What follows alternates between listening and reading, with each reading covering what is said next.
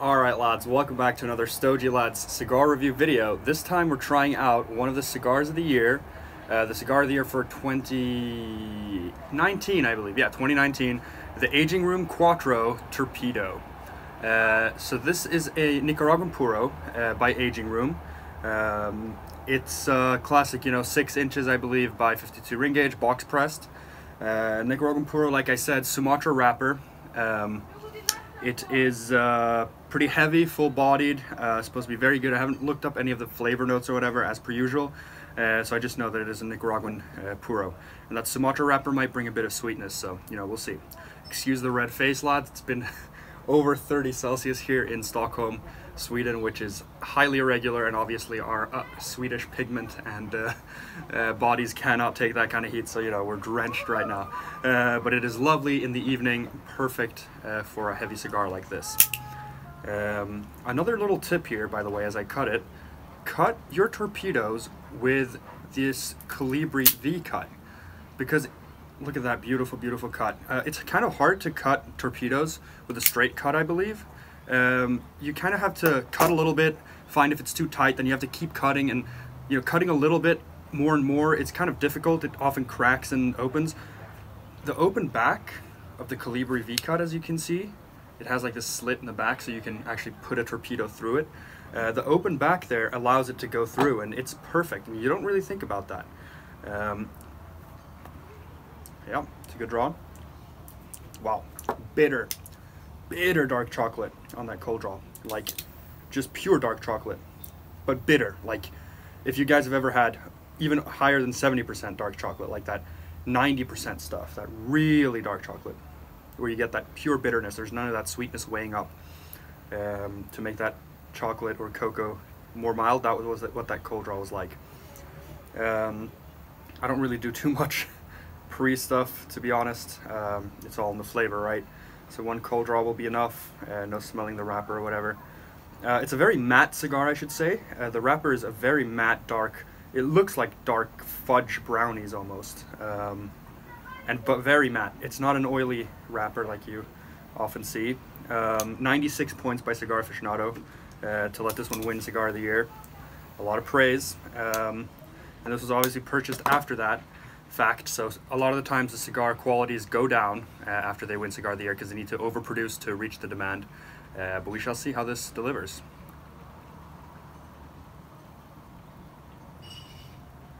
This is the second box press torpedo that's won.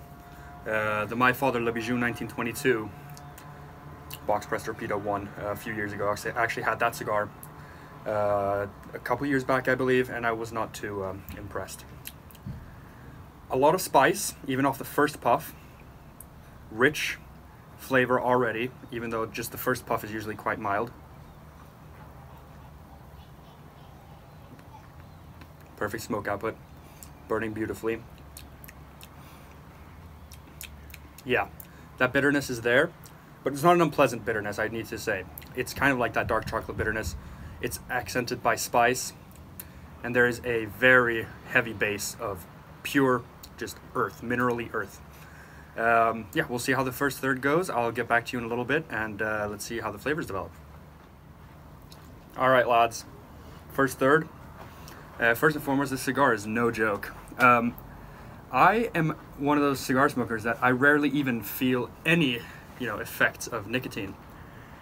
I just had a dinner right before smoking this cigar, so I have a good base.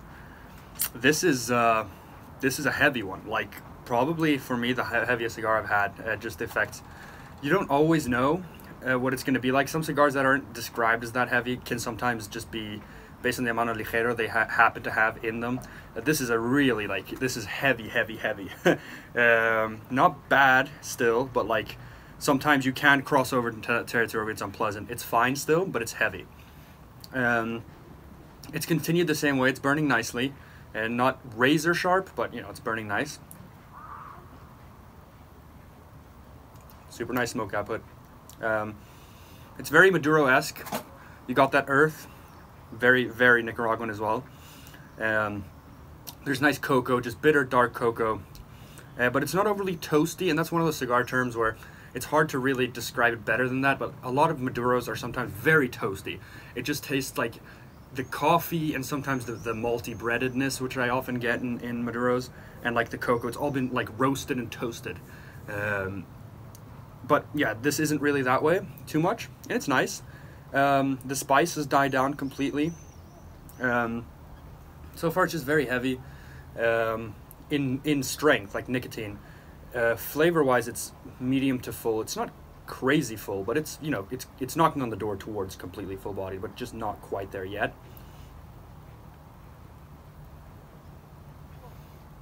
But I have to say the complexity isn't that great right now. Obviously it's still just first third, but the flavors that are there that I described, they are there, they're nice, they're very pleasant, but it's just not crazy complex. And that's always what I'm looking for if I'm gonna score a cigar very highly, you know? You want an array of flavors, you want it to be complex and ever shifting, and you want those flavors to be clean cut. The flavors that are here are very clean cut. They're not like shrouded in just tobacco flavor, but they're just not very complex so far, but we'll see how this develops. In any case, I'll be back in, you know, the second third, around the halfway mark, and we'll see if it's shifted in any way, if it's getting a little lighter, hopefully. We'll see you guys then. All right, about halfway in, a little north of an hour, or half an hour, half an hour, this is not that long. Perfect construction, the ash just dropped. Yeah, a little less than halfway, I guess. A lot of updates. The earth is completely gone. Cocoa has remained throughout. Caramel City though, wow, a lot of caramel. It's like dulce de leche style caramel sweetness. It's very, very pleasant. A lot more sweetness in this now. A lot of that heavy nicotine strength has also settled down, which is nice. Still medium to full, knocking on the door to completely full, but just not quite that much of a blast of flavor. The finish is very long though, it coats your mouth.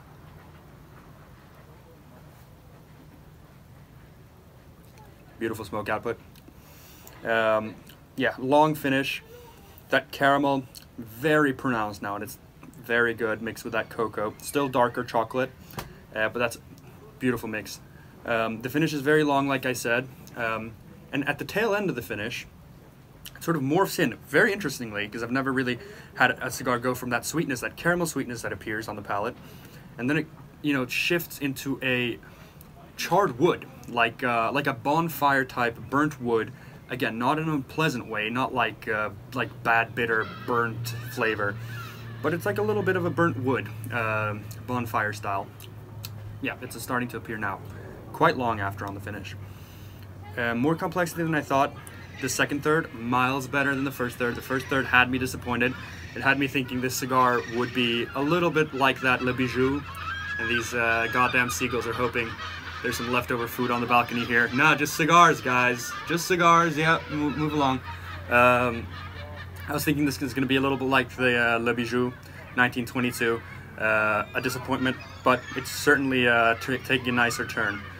So we'll see what the end is like. I'll give you my final thoughts then. But good cigar so far, for sure. Alright, lads. I've reached the end. It's been a long journey. I think I'm like an hour and 20 minutes in. Got a few minutes left. But I wanted to wrap it up before it, you know, turns too dark and bitter, as all cigars do at the very end. Good cigar at the end of the day. Surprising. Did not expect it to shift like this. The caramel has darkened, as kind of expected moving into the final third. It's more dark sweetness now. Just very light though. Not as caramelly. Like, it was heavily caramel, like I said, in the second third. And it's more woody now in the end as well. There's like a darker oak. That charred oak on the finish has kind of gone away, and it's now earlier on the palate and not as charred. It's just like an oak. Yeah, just like a woodiness. Very nice cigar though. I've just been puffing this casually. Perfect construction, not a single touch-up needed. All that good stuff. Yeah, this one. And I was writing in our Stogie Lads Discord with all the great guys there. Did this live up to the hype? No, but like, do they ever, right? Like, all these cigar of the years, it's so subjective at the end of the, like, it's never like, these ratings never mean anything, right? It's the way you perceive a cigar in that moment. Were the cigars they were smoking that year that they gave 96 points to that good? Probably. I mean, they did give that rating. This cigar though was very nice. I'm gonna give it a solid 91. I was in between 91 92. I just think that first third, like when I was hovering up towards that 92 even plus, I just need to be reminded of the first third that wasn't all that great. So, you know, a 91 at the end of the day, a good cigar. I'm just glad the spice and that bitterness in the beginning subsided. Yeah, just very tasty. Cocoa all throughout from start to finish. Very nice, and not a classic Maduro, which I also just very much like. I like it not being that kind of very dark cigar. Another fun thing of taking off the band and all that stuff. But in the first third, I don't know if you guys can see it there, I was like thinking to myself, this cigar tastes exactly like the band. It's like a darker, heavier, more, I don't know what to even call it, but it's got like the brass knuckles, you know, that weapon that you know from playing GTA as a kid. Yeah, but just like it just felt like a macho, like you know, it's got spice, it's bitter, it's extremely strong. It's dark, it's just a robust and intense cigar, but it didn't really turn out that way, which I was very happy about. That dulce de leche style caramel in the middle, you know, that's not a rugged macho flavor, you know what I mean? And I'm just glad that it had that complexity. And again, I was talking about complexity in the beginning. This ended up showing a lot of complexity, which is why it's certainly above the 90 mark. So yeah, at the end of the day, great cigar. The Aging Room Quattro Maestro Torpedo, I believe it's called, by Rafael Nadal, not the tennis player. Beautifully crafted cigar, well done, and yeah, great cigar. Like I've said like 40 times now.